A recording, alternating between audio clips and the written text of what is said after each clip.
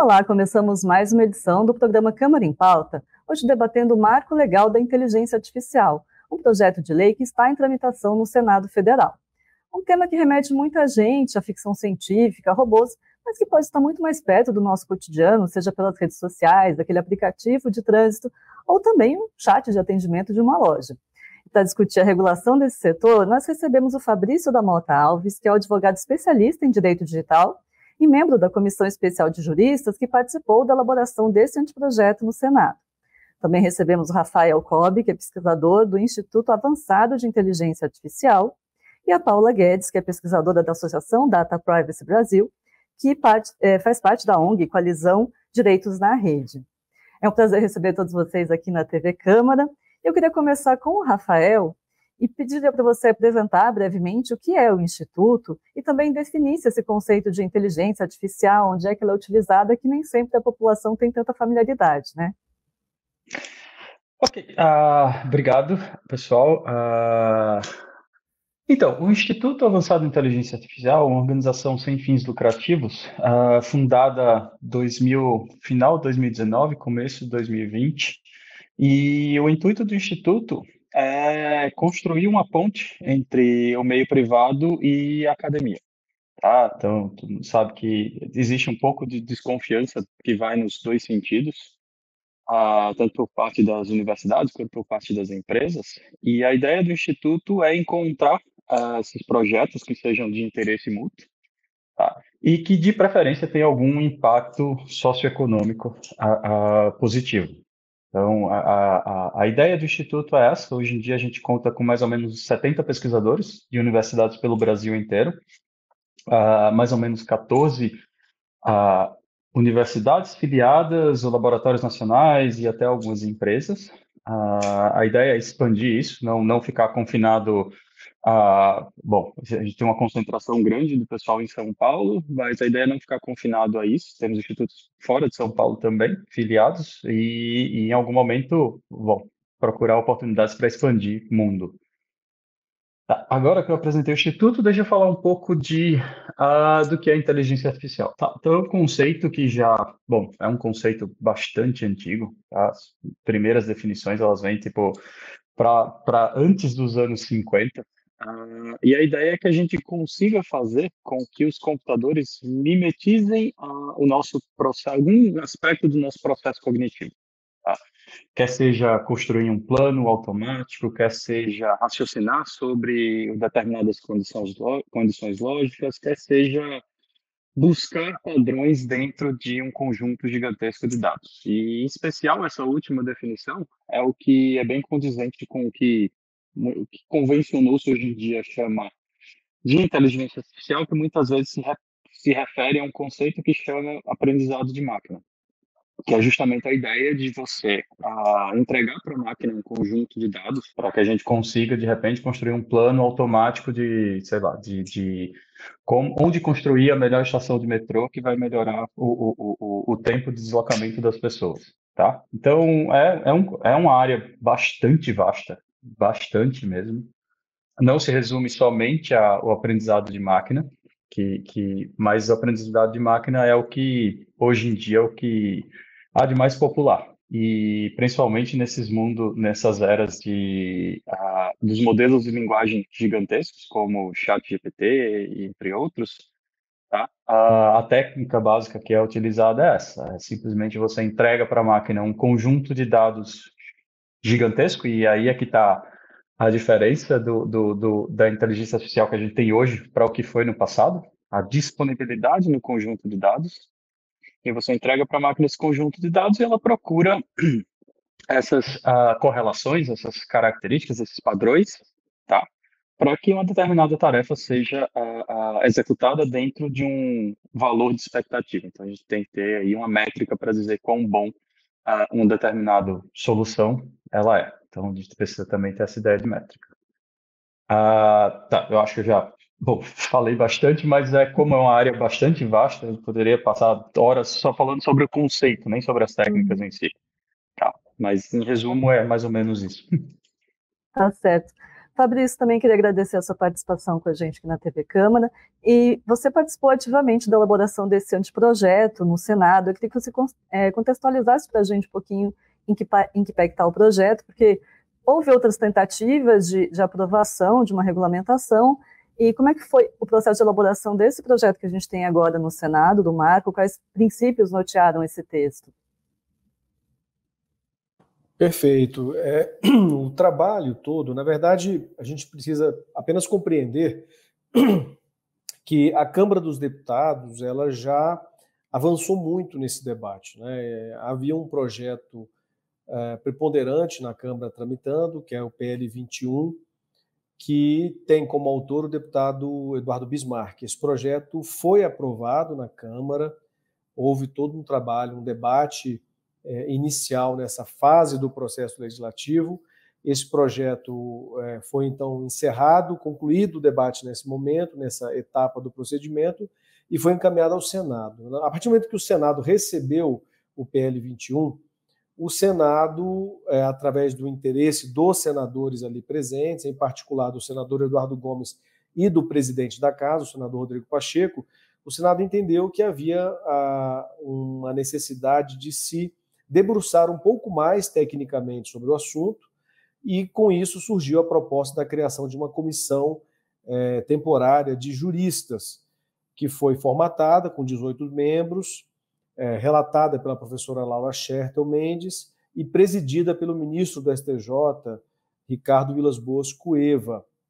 Essa comissão ela teve um prazo inicial de 120 dias, que foi prorrogado por igual período, totalizando um pouco mais de 240 dias de trabalho, que houve o recesso parlamentar, que foi acrescido nesse prazo total. E ao longo de todos esses mais de 240 dias de trabalho, a comissão se debruçou sobre centenas de contribuições que foram recebidas ao longo das discussões. Foram feitas diversas audiências públicas pela própria comissão, a comissão protagonizando e recebendo e colhendo essas participações e contribuições da sociedade, e foi realizado um seminário internacional também.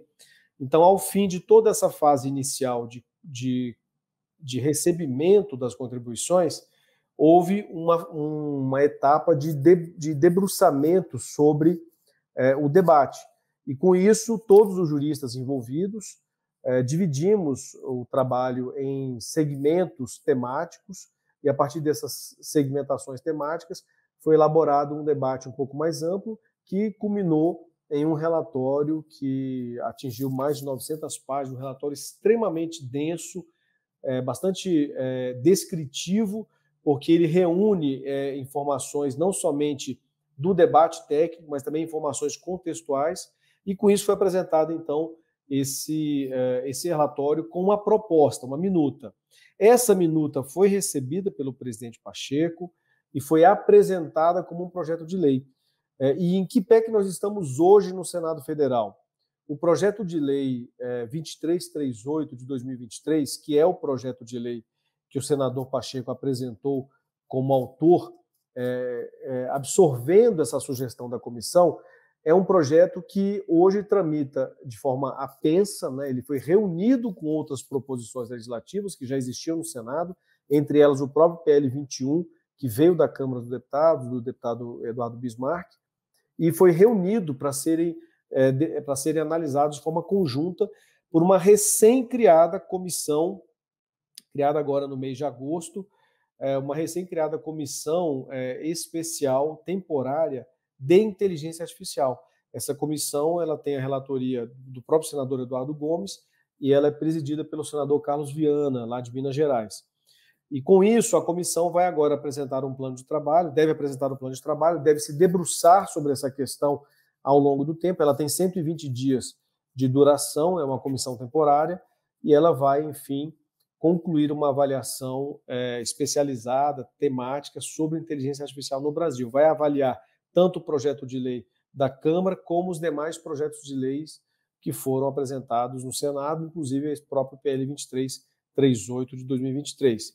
Então, o processo legislativo que nós encontramos hoje está nessa fase, uma fase de revisão do projeto da Câmara e, ao mesmo tempo, uma fase de discussão sobre uma proposta completamente nova, bastante robusta, muito madura, muito mais complexa do que inclusive o texto da Câmara, que é o projeto que foi apresentado pelo senador pelo senador Rodrigo Pacheco. E com isso a gente espera que haja um consenso na casa, né, evidentemente, né, no Senado Federal, sobretudo na comissão, porque esse projeto da comissão ainda vai tramitar para o plenário da casa, o debate será muito mais ampliado, e a partir daí nós vamos acompanhar o desdobramento. É preciso observar, obviamente, o caminho regimental que esse projeto percorrerá, para sabermos se ele retorna à Câmara dos Deputados, se ele segue para a sanção, qual vai ser o encaminhamento que a Câmara e o Senado vão dar em relação à temática. E aí sim, talvez tenhamos um marco regulatório de inteligência artificial no Brasil, né? O primeiro marco regulatório e o mais abrangente marco dessa natureza. Tá certo. Paulo, eu também queria agradecer a sua participação aqui na TV Câmara, pedir para você apresentar o objetivo da Coalizão Direitos na Rede e também destacar quais pontos você acredita que são mais sensíveis para justificar esse marco regulatório, né? Me parece que ter um marco regulatório já é um consenso. Olá, obrigada. Agradeço aqui imensamente a participação do lado dos meus colegas. Eu sou Paula, eu sou parte da Data Privacy Brasil, que é uma associação e uma escola de proteção de dados, e a gente está muito interessado em fazer pesquisas relacionadas à proteção de dados pessoais, mas também em questões de assimetria, justiça social, e hoje em dia temos um projeto específico sobre regulação de inteligência artificial dentro das nossas linhas de pesquisa, e a Data ela faz parte, como foi mencionado, da Coalizão de Direitos da Rede, que é uma rede de entidades com mais de 500 organizações da sociedade civil em defesa de direitos digitais. Então, a coalizão ela é dividida em alguns grupos de pesquisa temáticos, e dentre eles temos o grupo de inteligência artificial, em que hoje eu sou ponto focal, junto com a Cíntia Piccolo, do Lapin, e com a Ana Gabriela, também, da UFPA. E acreditamos hoje em dia que o marco legal de inteligência artificial é necessário porque a inteligência artificial já está impactando a vida das pessoas, inclusive, além dos muitos benefícios que a gente sabe que existe, impactando de forma significativa direitos fundamentais dessas pessoas, principalmente promovendo discriminações, afetando o campo do trabalho, e agora, então, com o ChatGPT, essa questão da IA ainda está mais em voga, né? Mais na boca do povo que está utilizando e às vezes não sabendo da realidade por trás da utilização desses serviços e desses sistemas. Então, nós da Coalizão, a gente acredita sim que é fundamental que haja esse marco legal de inteligência artificial, porque não basta mais que a gente espere que as empresas e as instituições elas apliquem princípios éticos sem que haja uma regulação e uma fiscalização, uma supervisão de entidades do poder do Estado, né, mas também de toda a sociedade. Então, o que a gente vê no marco que veio agora do Senado, que é o PL 2338, é um documento, como o Fabrício estava apontando, que é muito robusto, e ele tem uma estrutura baseada em riscos, mas também com foco em direitos. Então, em outras palavras, ele prevê uma regulação assimétrica, focando em obrigações específicas de acordo com o grau de risco do sistema. E isso é muito interessante porque faz com que a regulação ela atinja de forma mais forte os sistemas que apresentam riscos mais graves. E enquanto riscos mais graves também está associado a maior carga de direitos para aquelas pessoas afetadas. Então, a gente acredita que essa regulação assimétrica, baseada em riscos e em direitos, com a apresentação também de instrumentos de governança efetivos, e entre eles a gente destaca, então, a avaliação de impacto algorítmico, tem uma seção específica do PL sobre isso, é muito fundamental, porque não adianta termos uma regulação que é extremamente principiológica e que apresente regras que, teoricamente, de forma abstrata, seja positiva, fale coisas que realmente queremos que a inteligência artificial e as organizações que estão implementando sigam, mas que não tenha meios de ser efetivada. Então, a gente quer uma regulação que ela seja realmente efetiva e que ela tenha meios de ser concretizada. Então, entre muitas aspas, que seja uma regulação que tenha dentes, que ela efetivamente esteja ali garantindo que a IA seja responsável, seja em prol dos direitos fundamentais. A gente sabe que temos muitos benefícios, mas junto com esses benefícios vem muitos riscos e a gente quer que esses riscos eles sejam ao máximo mitigados. Rafael, ainda sobre essa necessidade de regulação, você acha que existe algum temor que um eventual marco regulatório possa restringir inovação científica? Como é que fica essa necessidade de regular versus avanços tecnológicos? Essa é uma questão... Ai, perdão. Era para mim?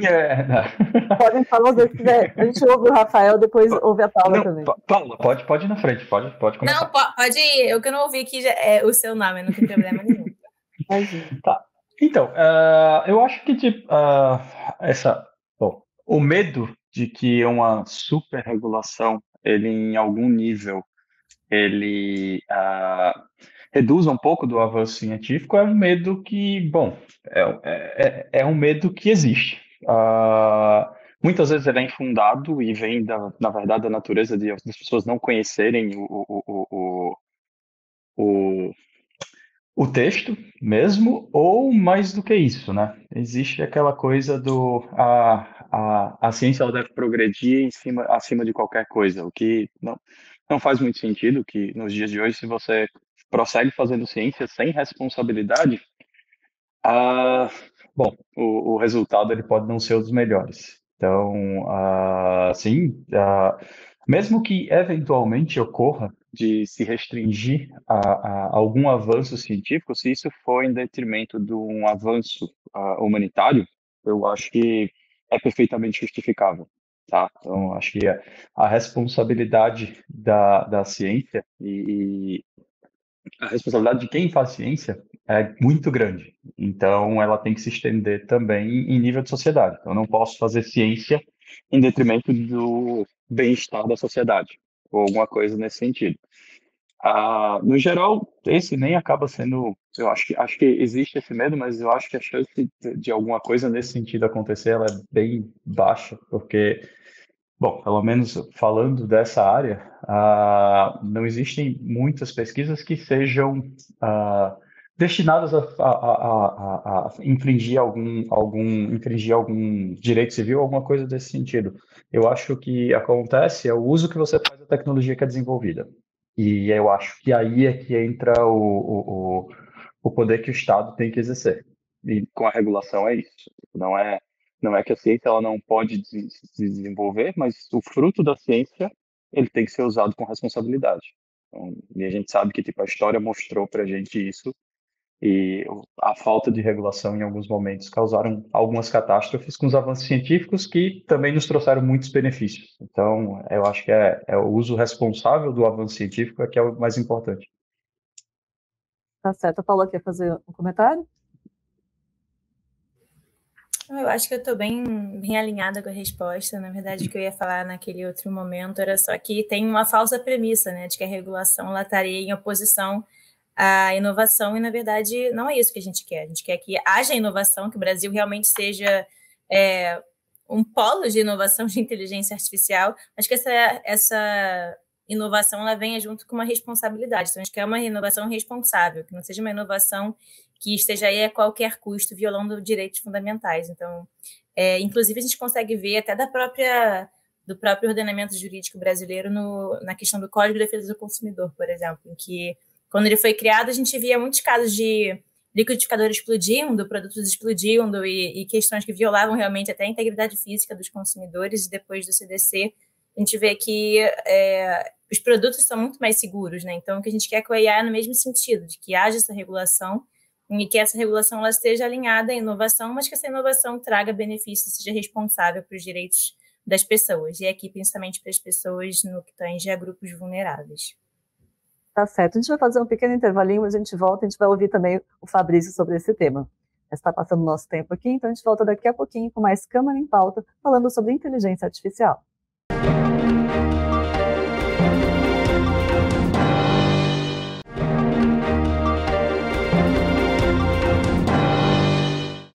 Voltamos com o Câmara em Pauta, hoje discutindo o marco legal da inteligência artificial. A gente falava um pouquinho sobre essa necessidade, né, de ter um marco regulatório, e se isso acabaria restringindo de alguma forma a inovação científica. O Fabrício também queria comentar, eu queria ouvir a sua opinião.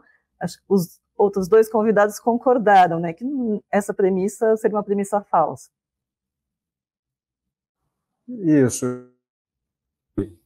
Me alinhar aos comentários do Rafael e da Paula, porque, de fato, é uma premissa falsa, realmente, que se estabelece. Na verdade, não há por que se investir nesse tipo de argumentação binária, de que algo é bom e algo é ruim. Na verdade, existirão consequências para cada modelo, para cada abordagem regulatória que se queira propor, ainda que seja uma abordagem regulatória extremamente flexível ou principiológica, como é o que se propõe em alguns níveis desse debate.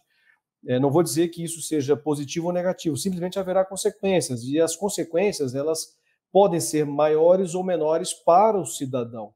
E esse é o ponto, inclusive, que a Paula trouxe com muita propriedade, porque na medida em que nós estamos trabalhando com tecnologias que podem, e de fato a gente constata que impactam direitos do cidadão, a gente precisa compreender os riscos que estão associados a essa tecnologia e trabalhar mecanismos de governança para que quem desenvolva a tecnologia e quem aplica a tecnologia tenha essa visão de que há uma consequência sobre a adoção dessas ferramentas e que medidas que devem ser adotadas para mitigar.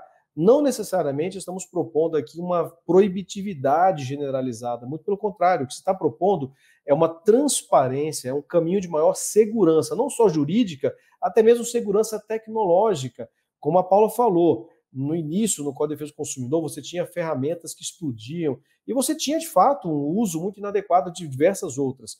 E isso foi sendo alterado a partir do momento que a responsabilização veio, através de medidas legais, e ela trouxe maior responsabilidade para as empresas fornecedoras desses produtos. O mesmo vai acontecer com a inteligência artificial.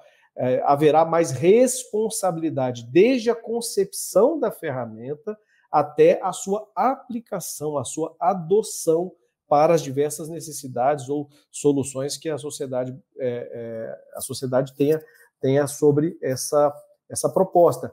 Então, trabalhar com esse discurso binário, e eu digo binário porque não é um sim, um não, um bom e um ruim, é um discurso que não agrega. Nós temos que ter realmente uma noção sobre os impactos. Eu, particularmente, como membro da Comissão de Juristas, fiquei muito sensibilizado com essa proposta de uma regulação mais robusta, que, de fato, tenha uma previsão sobre uma abordagem de risco, que trabalhe uma governança sobre esse risco e que trabalhe também a concepção de direitos específicos e inéditos relacionados à ferramenta, porque é uma novidade não somente tecnológica, mas jurídica também.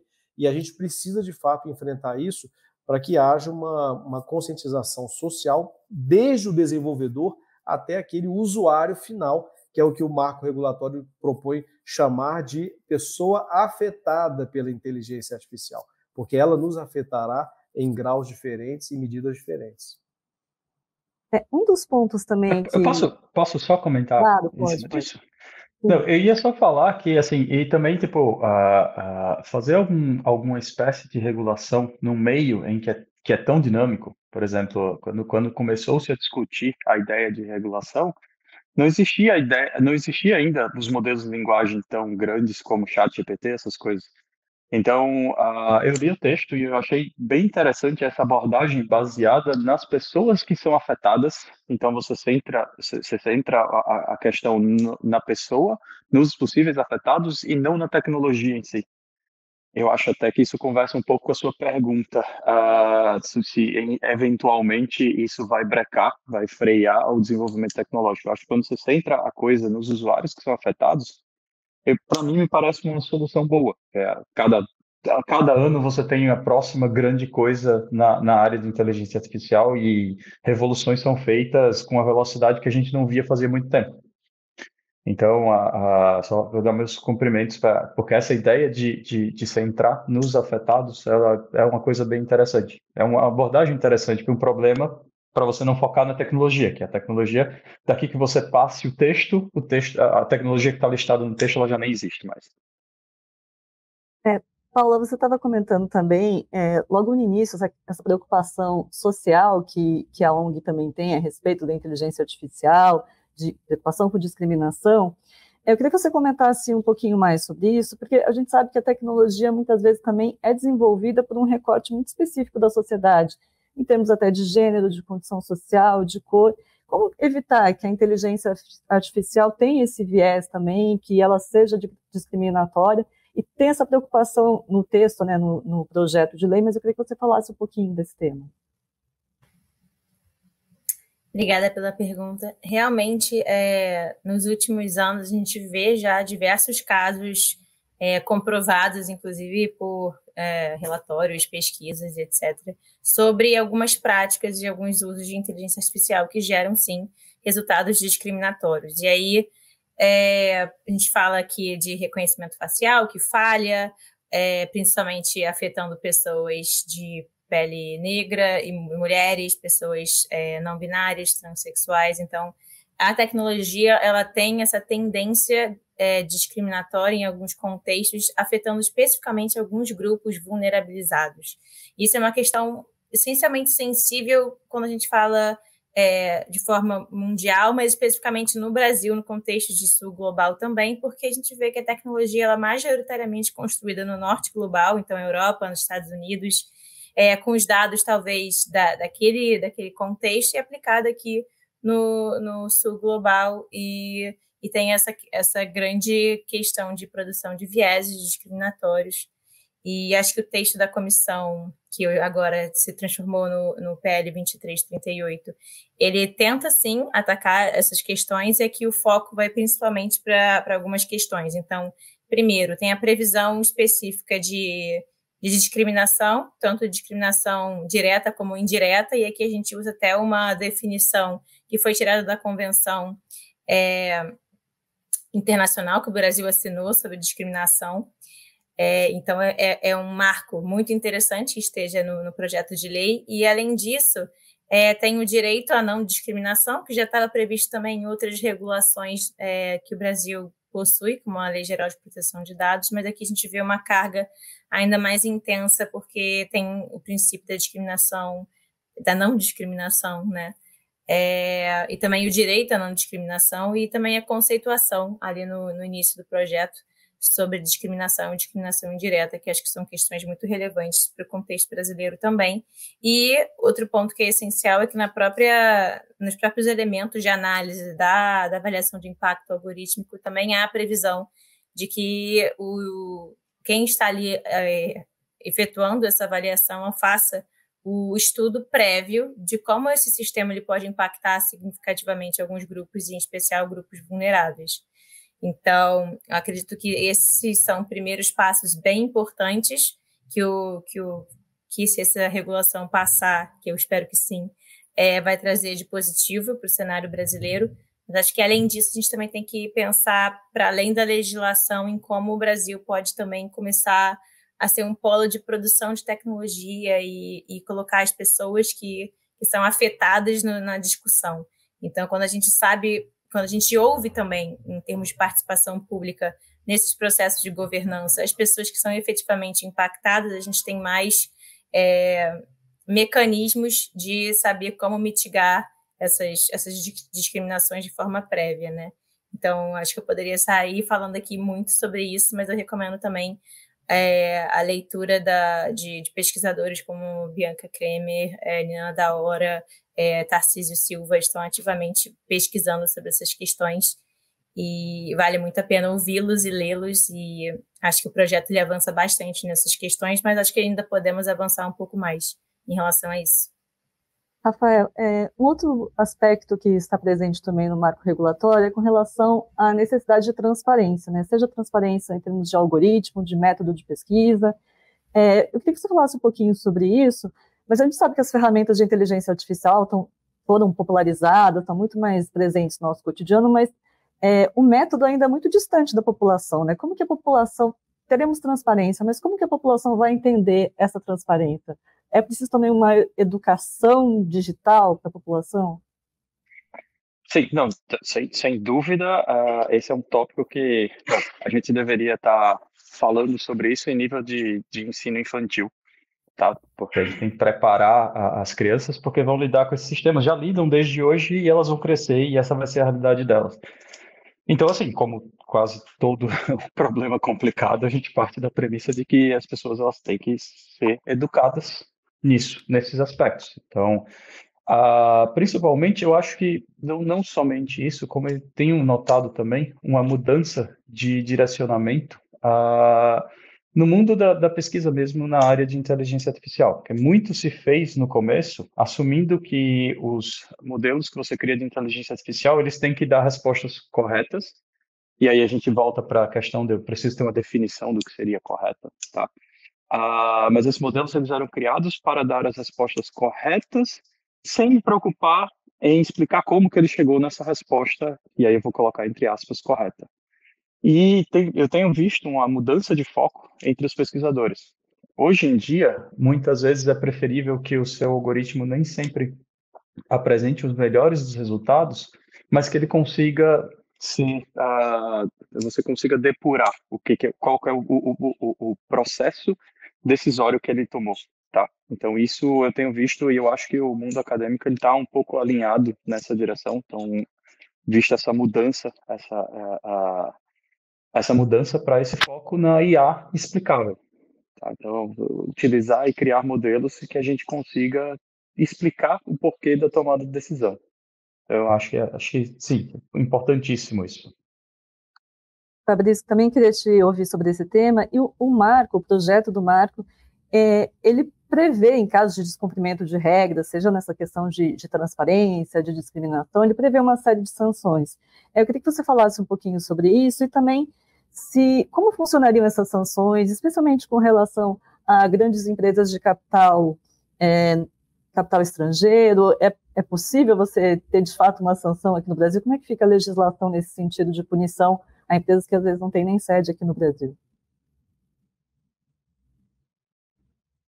Respondendo a sua pergunta do fim para o começo, a questão da eficácia, né, da efetividade da atuação do Estado brasileiro nesses processos sancionadores é um debate talvez o mais relevante que a gente enfrenta em várias outras áreas, não é somente aqui no ambiente regulatório também não. Em questão de crimes cibernéticos, em questão de infrações outras, o próprio Marco Civil da Internet prevê infrações, a Lei Geral de Proteção prevê infrações, o Código de Defesa do Consumidor também tem previsão. Então, na verdade, a efetividade da norma brasileira através da sua validação em processos fiscalizatórios, ela é um debate muito amplo, porque boa parte dessas legislações que têm sido construídas num momento mais recente aqui da história brasileira, elas têm um alcance extraterritorial, ou seja, elas conseguem atingir e afetar, inclusive, organismos, como você bem falou, Paulo, que não estão sediados, não estão localizados, não têm sequer representação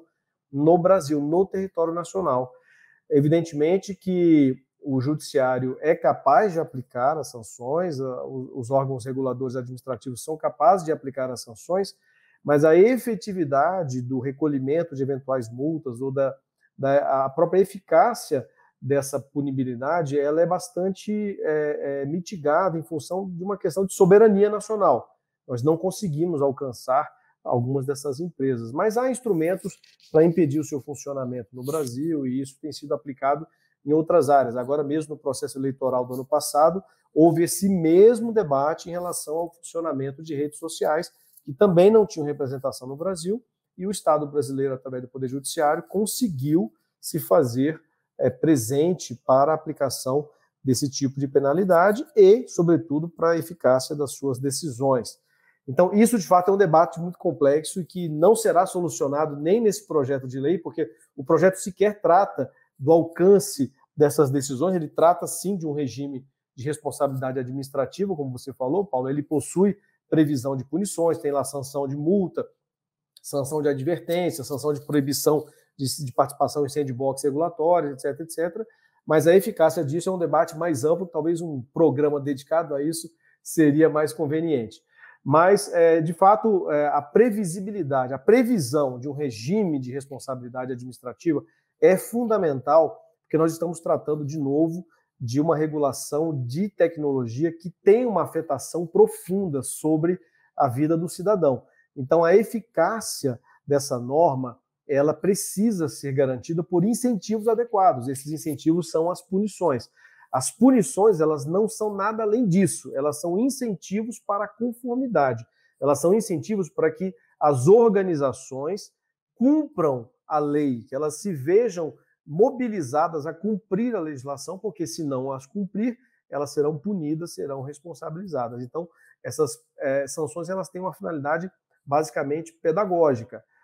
E elas também são compensatórias em algum grau, na medida em que haja uma infração e dessa infração decorre uma punição como consequência de responsabilidade.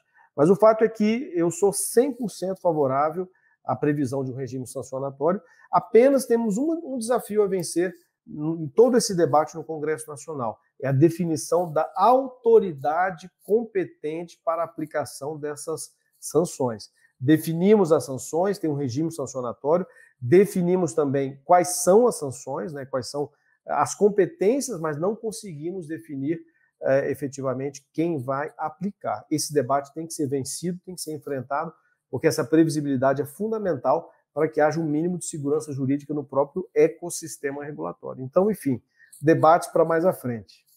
Tá certo, Fabrício. Bom, a gente vai fazer mais um pequeno intervalo. Daqui a pouquinho a gente volta falando mais sobre inteligência artificial. Não saia daí.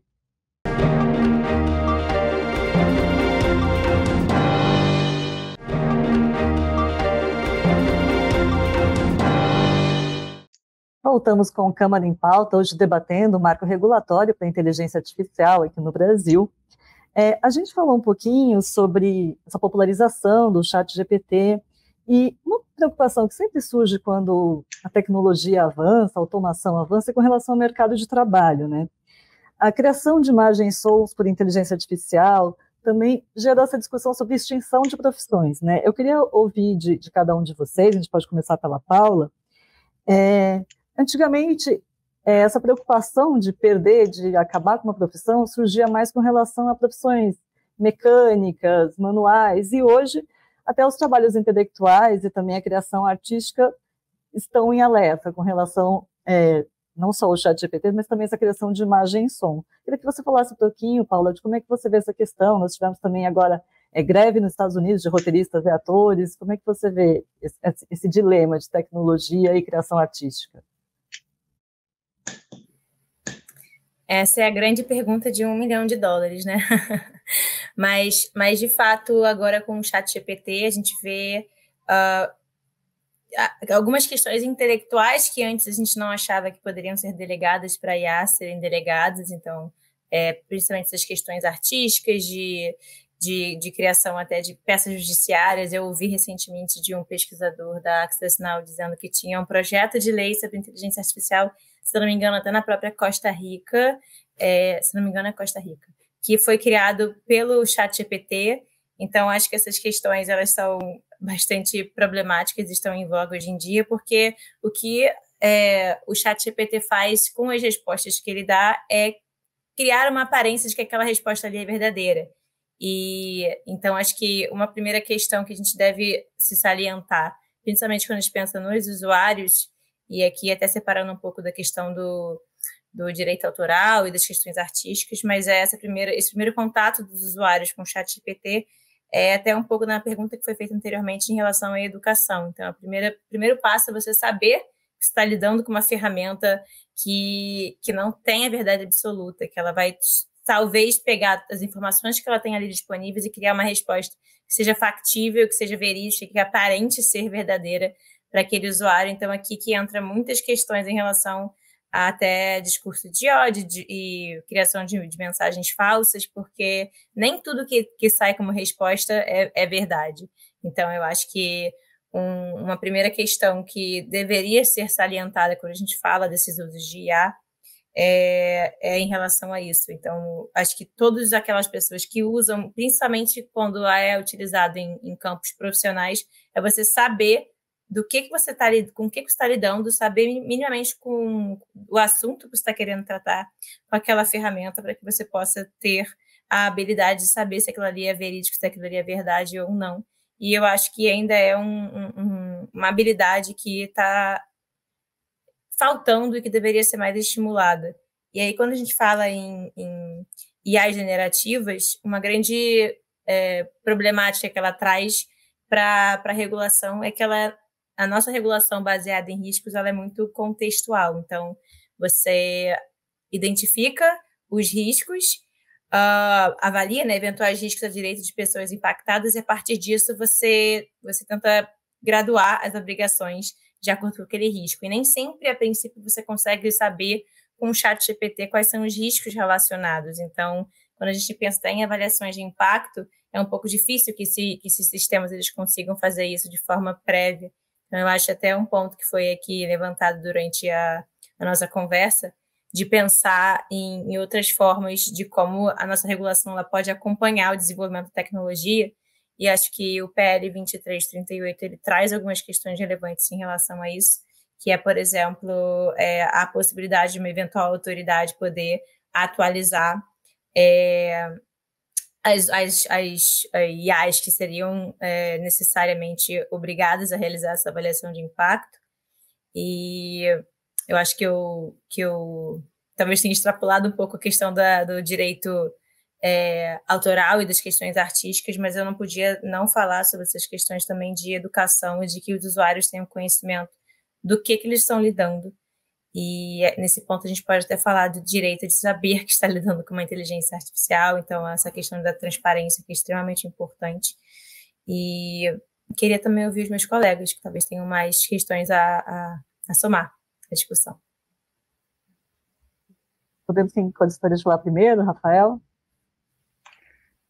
Eu posso. Então, eu queria voltar um pouco na ideia da questão do trabalho, né? Como que o desenvolvimento dessas novas tecnologias elas afetam realmente o trabalho. Da forma como eu penso no futuro, vai sim existir uma distinção entre profissionais, mas a distinção vai ser no nível, você é um médico que atua, você é um médico que trabalha com IA lhe ajudando, você é um advogado que trabalha com IA lhe ajudando, ou você é um advogado que não trabalha com IA, ou você é um médico que não trabalha com IA. Eu sempre pensei, talvez seja um pouco idealismo da minha parte, é que as ferramentas tecnológicas que elas deveriam ajudar o avanço das posições de trabalho. Então, por exemplo, talvez mudando o foco de posições que eram, não sei, tarefas repetitivas, alguma coisa nesse sentido, e mudando o foco para que as pessoas tenham a liberdade para trabalhar em outras áreas. Então, assim, no lugar de pensar que ela está extinguindo de um lado, ela está extinguindo de um lado, mas ela tem a capacidade de abrir outras posições para o outro lado. Mas tudo isso parte da premissa de que as pessoas sejam treinadas no uso dessas ferramentas. Então, mais do que qualquer outra coisa, saber utilizar essas ferramentas é algo de extrema importância. Eu acho que é uma coisa que a Paula comentou, que é a importância das pessoas saberem as implicações de você utilizar uma ferramenta como essa. Tá. Só contar uma historinha de que eu sou professor, então, eventualmente, eu tenho alunos que entregam trabalhos que, obviamente, foram gerados com ChatGPT. Como que você percebe? Você conhece o aluno, você sabe, você interage com ele todo dia.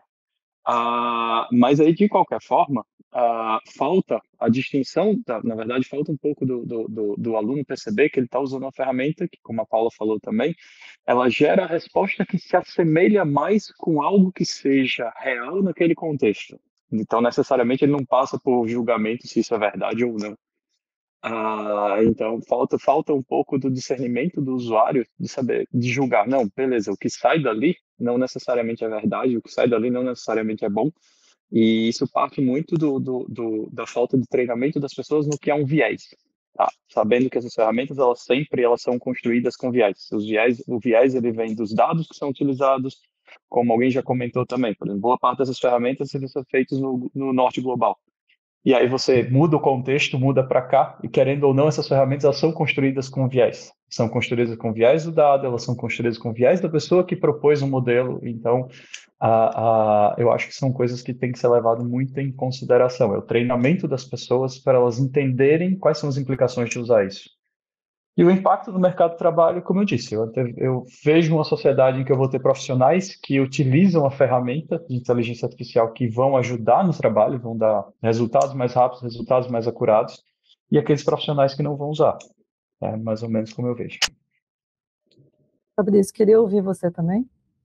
Claro, aliás, esse tópico é extremamente interessante, porque nós vivemos essa angústia E eu digo que é uma angústia mais midiática do que propriamente baseada em elementos e estudos concretos, porque toda tecnologia tem o potencial de transformação. Não só uma tecnologia digital, como tecnologias, digamos, analógicas também, né? A gente tem a história da humanidade para demonstrar isso. E é claro que algumas profissões serão afetadas, possivelmente algumas serão eliminadas de fato, isso acontece com cada etapa do desenvolvimento humano, mas eu penso que talvez a maior transformação que a inteligência artificial já está nos promovendo e proporcionando, e vai proporcionar cada vez mais, está justamente na sua capacidade de transformar substancialmente as atuais funções e serviços que são entregues hoje, que são prestados na sociedade. Eu acho que esse é o ponto de maior convergência aqui de todas as falas dos colegas aqui, da Paula e do Rafael. Haverá uma mudança substancial no que é feito hoje. E, evidentemente, que isso vai implicar dois elementos dessa análise. Tanto o primeiro elemento, como a capacidade de a ferramenta ser incorporada a outras ferramentas, porque a inteligência artificial ela não vai ser somente uma ferramenta nova, ela vai ser, às vezes, uma função atrelada a ferramentas antigas, que vai potencializar essas ferramentas e vai mudar a forma como se presta esse serviço. Isso já acontece hoje. O que era um chatbot até pouco tempo atrás? Era uma sequência de códigos e falas com muito pouca dinâmica de interação. Hoje um chatbot já tem capacidade de ouvir seus desabafos e de conversar de forma bastante dinâmica com você, como se uma pessoa fosse do outro lado, né? Então, são ferramentas antigas que estão sendo evoluídas a partir dessa inteligência artificial, e várias outras também, né? Então, essa transformação substancial, e evidentemente que ela vai trazer novas posições. Como é uma novidade também em termos tecnológicos, ela vai trazer novas posições, novas funções. A própria IA generativa já está trazendo, você já encontra novas funções oferecidas no LinkedIn, talvez a mais comum que todos falam, que é o engenheiro de prompt, né? O engenheiro de comando. É algo que um ano atrás você jamais iria entender o que é um engenheiro, e você agora já consegue compreender. Então, veja, isso são transformações muito comuns, e eu acho que talvez o ponto mais interessante de toda a análise que a gente faz aqui seja não a capacidade de regular ou o intuito de regular, mas vai ser a capacidade de promover educação e capacitação das futuras gerações e das atuais gerações. Esse talvez seja o maior desafio que a gente tem pela frente, porque IA já está por aí, mas será que todos teremos condições de não só desenvolver novas ferramentas, como também saber aplicar essas ferramentas? Esse é um debate que vale a pena também. Tá certo, gente. Posso só... Pode, claro. Terminar? Não, então, e aí quando a gente fala de educar, não somente do ponto de vista técnico da coisa, mas preparar as crianças, adolescentes para as profissões que às vezes ainda nem existem, tá? Então, eu acho que essa parte de conseguir direcionar o jovem para profissões que, bom, algumas profissões, como o Fabrício mesmo falou, elas não vão existir. Então, o que vai existir? E o que é de novo? Como que você educa as pessoas, mas também direciona elas para esse futuro? Como que você prepara as crianças para esse futuro? Eu acho que isso é um tópico que é muitíssimo interessante, assim, não somente discutir o agora, mas como que eu vou preparar toda uma geração para as profissões que ainda nem existem. É como você falou, engenheiro de prompt, é um negócio que ninguém concebia, mas se a pessoa ela conhece os avanços e tudo, eu acho que é uma coisa que a gente pode antever que vai existir uma mudança em alguma direção. Então, preparar as pessoas para essa mudança e até mesmo mudar a forma como elas encaram as mudanças, eu acho que é muito importante. Para que a gente não entra nessa dicotomia, uma tecnologia nova surgiu, como que vai todo mundo perder o emprego, o que vai ser? Então, eu acho que é parte também da mudança do pensamento para abraçar essas mudanças. Tá certo, gente. Nosso tempo praticamente acabou. Só queria dar a palavra um minutinho para cada um de vocês para fazer um recado final. Começar pela Paula, um prazer recebê-la aqui, e deixar uma expectativa aí de futuro da inteligência artificial, do marco regulatório. Obrigada por me receberem aqui. E, na verdade, eu só queria ressaltar alguns pontos que eu falei, que eu acho que é super importante que esses projetos, principalmente o PL 2338, ele avance as discussões agora na comissão recém-instalada e também futuramente no decorrer do trâmite legislativo, que se mantenha algumas questões que são essenciais, então que não se volte uma regulação apenas principiológica, mas que ela também tenha garras, então que se traga uma regulação que ela tenha direitos das pessoas impactadas, que ela preveja questões específicas para o cenário brasileiro, que é um país de sul global, com questões de discriminações estruturais, então que se preveja essas questões também na legislação, como temos hoje em dia, mas que pode muito bem melhorar, que haja, então, instrumentos de governança, como avaliação de impacto algorítmico, que tenha também uma autoridade competente, como o Fabrício ressaltou, que não está ali presente no texto da lei quem vai ser efetivamente, apesar da previsão de que haverá essa designação. Então, é uma questão também super fundamental que aí nesse trâmite se preveja minimamente quem será essa autoridade, que ela tenha forças também para fazer com que a lei e todos esses instrumentos sejam efetivamente implementados, porque a gente tem uma IA que traga, sim, muitos benefícios, mas que também proteja e seja, enfim, em prol dos direitos fundamentais das pessoas, em especial dos grupos vulneráveis. E aí, obrigada mesmo pelo convite e pela participação. Obrigada. Também agradeço o Fabrício, que esteve aqui com a gente. Muito obrigado mais uma vez pelo convite. É uma honra compartilhar com vocês um pouco do nosso trabalho lá na Comissão de Juristas para a definição desse marco regulatório. E talvez a única mensagem que eu gostaria de encaminhar ao final desse riquíssimo debate é de que a sociedade brasileira pode ficar extremamente serena em relação aos debates. Tem havido um amadurecimento institucional e até mesmo técnico em torno do assunto. A Câmara dos Deputados desempenhou um papel fundamental de impulsionar a discussão. O Senado também está desempenhando um papel complementar extremamente proveitoso desse debate, e agora, na tramitação parlamentar, o debate terá uma amplitude, uma transparência e uma participação social muito mais ampla. Nós fizemos muito disso durante a tramitação, mas havia um tempo muito contido, e agora haverá uma ampliação maior através da representação popular, que é materializada pela figura dos senadores. Então, eu fico muito tranquilo em relação a isso. Eu vejo que há muito receio de setores de um sentido e de outro sentido, mas eu tenho certeza que o fruto final desse trabalho, desse debate do Congresso Nacional será um fruto bastante maduro, e o Brasil tem um espaço muito bom para preencher, se não como protagonista, mas ao menos como um dos atores principais dessa discussão no mundo. Então, eu fico muito esperançoso de que haverá um resultado proveitoso para todos.